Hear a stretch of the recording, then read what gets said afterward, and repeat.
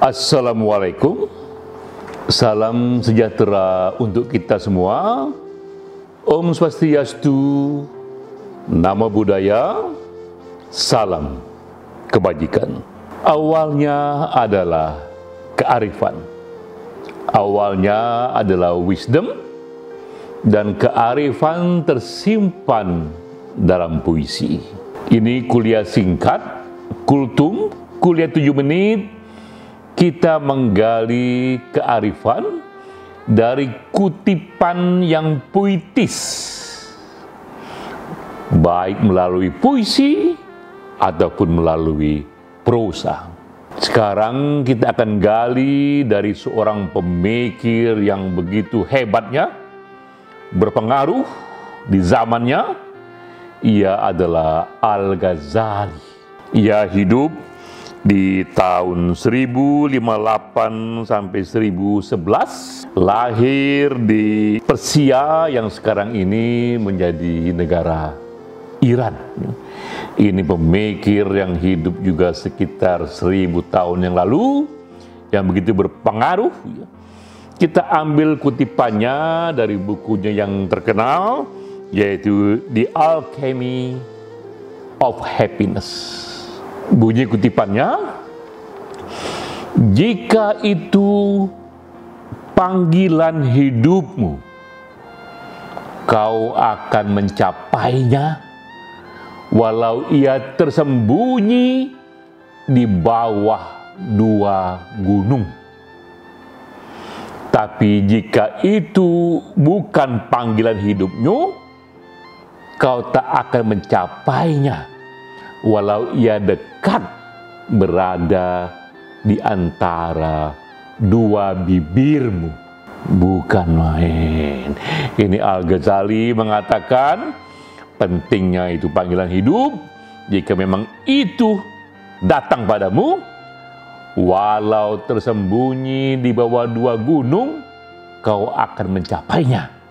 Tapi jika itu bukan panggilan hidupmu, walau itu hanya di antara 2 bibirmu, kau tak akan mencapainya.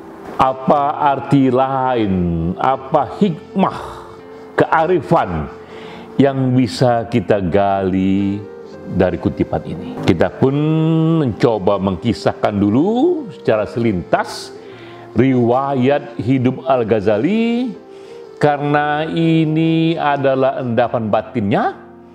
Dari riwayat ini akan kita temukan satu insight agar bisa menafsir renungan Al-Ghazali secara lebih akurat. Al-Ghazali, ia pemikir yang mungkin dalam sejarah Islam, pemikir yang paling membelah opini oleh pengagumnya, oleh pendukungnya. Ia begitu didewakan, bahkan ia dianggap layak disebut Muslim yang kedua. Muslim pertama pasti Nabi Muhammad, tapi Muslim kedua dari semua umat Islam. Menurut pendukungnya, Al-Ghazali lah yang paling layak. Mengapa demikian? Karena menurut pendukungnya, Al-Ghazali telah ikut membersihkan pemikiran dunia Islam saat itu yang dikotori oleh filsafat Yunani. Karena menurut mereka, era itu era di mana para pemikir, para akademisi, para scholar, para sufi menafsir realitas hanya melihat dari kausalitas. A disebabkan oleh B, B disebabkan oleh C. Hanya hukum-hukum duniawi saja yang dilihat, sehingga akibatnya segala analisa dilepaskan dari intervensi tangan Tuhan. Al-Ghazali datang merevisi ini, mengkoreksi ini dengan mengatakan jika A karena B, B karena C, itu bukan hukum dunia yang bekerja, tapi kimiawi yang bekerja, kimiawi yang disebabkan oleh kehendak Tuhan. Para pengagumnya menyatakan ini hal yang penting sekali dari Al-Ghazali. Ia bisa membersihkan pemikiran Islam saat itu untuk kembali mengagungkan Tuhan, tidak mengagungkan hukum dunia yang membuat Tuhan tersingkir dari analisa dunia scholar, dunia akademik. Itu bagi pendukungnya, tapi bagi pengkritiknya sebaliknya. Al-Ghazali dianggap penyebab kemunduran dunia Muslim. Ketika ia hidup, Islam masih di era yang disebut The Golden Age, era kejayaan, era tumbuhnya ilmu pengetahuan, dan ilmu pengetahuan tak lain itu terjadi karena kita menemukan hukum duniawi, hukum sebab akibat, jika A karena B, jika B karena C, dan diselidiki apa itu sebab akibatnya, dan Tuhan tidak dibicarakan di sana karena hukum dunia pun sudah dianggap bagian dari hukum Tuhan. Jadi tak lagi dibicarakan di sana, cukup kita analisa masalah-masalah duniawi saja. Nah, kita lihat betapa terbelahnya opini saat itu. Para pendukungnya yang menyatakan ini Muslim kedua begitu hebatnya. Para pengkritiknya mengatakan Al-Ghazali layak untuk bertanggung jawab atas mundurnya kembali dunia Islam. Pada waktu itu Golden Age, dunia keemasan berada di kawasan Muslim, gara-gara Al-Ghazali ikut berkontribusi meredupkan pencarian hubungan kausalitas untuk melahirkan ilmu pengetahuan. Karena dalamnya kehendak Al-Ghazali menghadirkan kembali Tuhan dalam analisa, sehingga memang ia pun memberikan tempat yang besar dalam takdir, dalam apa yang mungkin bisa kita terjemahkan secara lebih moderat, panggilan hidup itu. Nah, bagi Al-Ghazali, jika takdir datang padamu, jika panggilan hidup yang dari Tuhan, yang asli dari Tuhan datang padamu, kau akan mencapainya walau ia tersembunyi jauh di bawah dua gunung. Tapi jika itu bukan takdirmu, bukan panggilan hidupmu, kau tak akan mencapainya walau itu dekat sekali di antara dua bibirmu. Ungkapan yang puitis, tapi apakah ini positif atau negatif? Itu menjadi opini di ruang publik. Nah, bagaimana sekarang ini relevansi pemikiran Al-Ghazali? Memang kita tak akan pernah tahu secara detail mengenai sebenarnya apa yang menjadi takdir kita. Ketika kita mendalami sesuatu, kita pun juga bertanya-tanya, inikah panggilan hidup itu? Inikah takdir itu? Apalagi ketika kita dalam waktu yang panjang hijrah berkali-kali mengejar apa yang kita anggap penting, pun kita bertanya, yang mana sebenarnya takdir kita itu? Tapi bagi mereka yang sudah menemukan, ini pun juga satu hal yang misteri. Bagi mereka yang sudah menemukan apa yang menjadi panggilan hidupnya, memang efeknya dahsyat sekali. Memang seperti yang dikatakan oleh Al-Ghazali, bahkan yang kau cari itu jika pun ia tersembunyi jauh di bawah dua gunung, akan bisa kau kejar. Nah, ini contohnya adalah Christopher Columbus. Ia hidup 350 tahun setelah wafatnya Al-Ghazali. Ia hidup di tahun 1451, tahun kelahirannya itu. Christopher Columbus bisa dikatakan ini wakil dari orang yang memang digerakkan oleh passion yang dahsyat sekali. Di umur 10 tahun, ketika bocah-bocah bermain bersama bapak ibunya, Columbus sudah mengatakan kepada halayak, saya akan keliling dunia melalui kapal laut. Ya. Dan orang tertawa. Belum ada di era itu orang keliling dunia pakai kapal laut. Ini seorang bocah tiba-tiba menyatakan itu. Memang sudah ada ekspedisi kapal laut, tapi jaraknya terbatas saja. untuk mengantarkan kargo. Christopher Columbus ketika umur 10 tahun, ia sudah bekerja di kapal laut itu. Di era itu memang belum ada larangan bekerja bagi anak-anak, bagi bocah.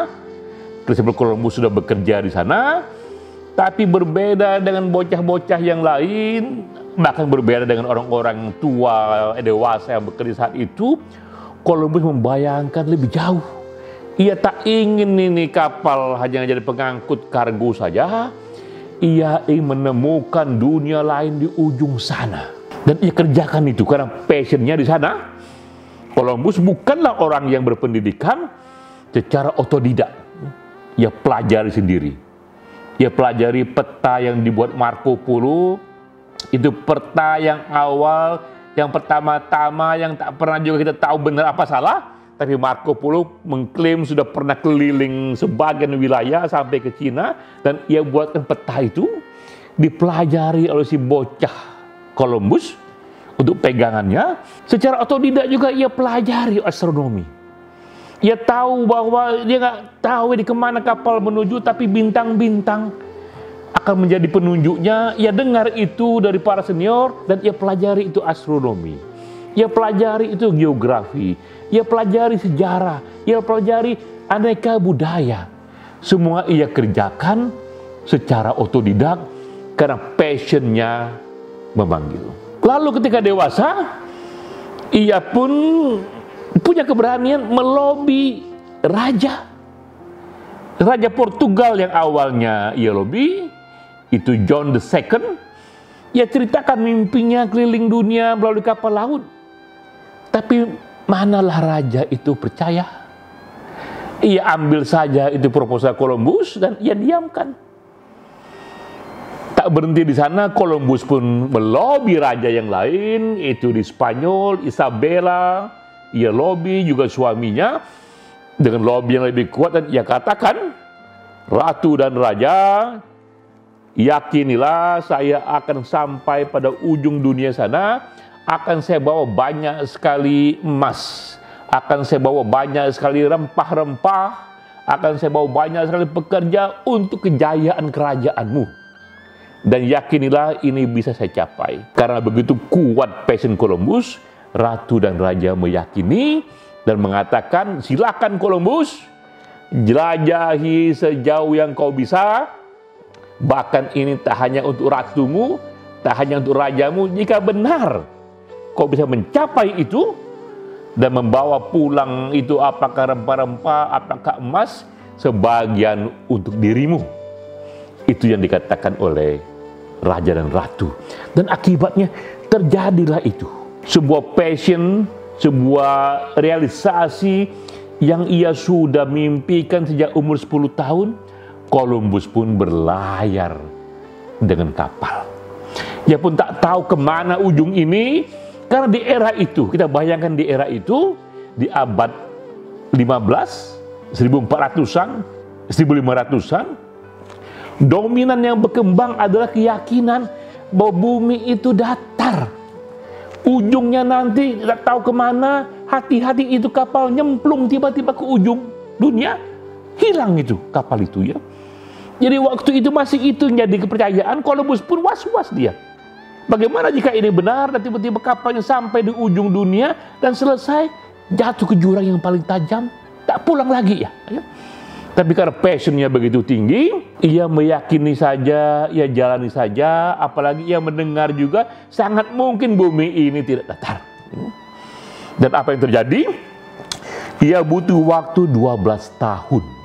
Tahun 1492 sampai 1504, 4 kali ia bolak-balik untuk datang ke wilayah baru. Setelah itu ia pulang lagi, pergi lagi lebih jauh lagi, pulang lagi, lebih jauh lagi, sampai akhirnya yang keempat, ia sampai di ujung sana. Dan akhirnya yang terjadi adalah sejarah. Ia menemukan satu benua yang sekarang dikenal benua Amerika Serikat. Tadinya ia mengira, karena ia pergi ke timur ke ujung, dari Marco Polo ia dengar ini Asia ya. Dan ia temukan ada penduduk yang agak gelap-gelap di sana, yang merasa, aha ini India. Makanya suku asli di sana disebut Indian. Ya. Karena awalnya dikira oleh oleh Columbus ini India. Ternyata itu benua yang berbeda. Nah, akibat ekspedisi ini yang terjadi bukan saja passion dari Columbus itu terrealisasi, tapi dimulai sebuah dunia baru yang orang bilang ini awal terjadinya globalisasi. Awal terjadinya ekspansi kepada dunia baru, juga awal dari kolonialisme yang mengubah sejarah. Jadi kita lihat betapa passion seorang bocah yang bermimpi ingin keliling dunia dengan kapal laut yang tak pernah kejadian di era itu terjadi. Kita pun teringat kembali renungan Al-Ghazali bahwa jika datang itu panggilan hidup, walaupun ia tersembunyi di bawah dua gunung, kau akan mencapainya. Dan Columbus mencapainya. Nah, bagi kita yang hidup di masa kini, kita pun perlu merenung, bertanya, menggali apakah yang menjadi panggilan hidup kita, apakah yang benar-benar menjadi passion kita. Karena seperti kata Khalil Anwar, sekali berarti, setelah itu mati. Galilah panggilan hidupmu. Sampai jumpa.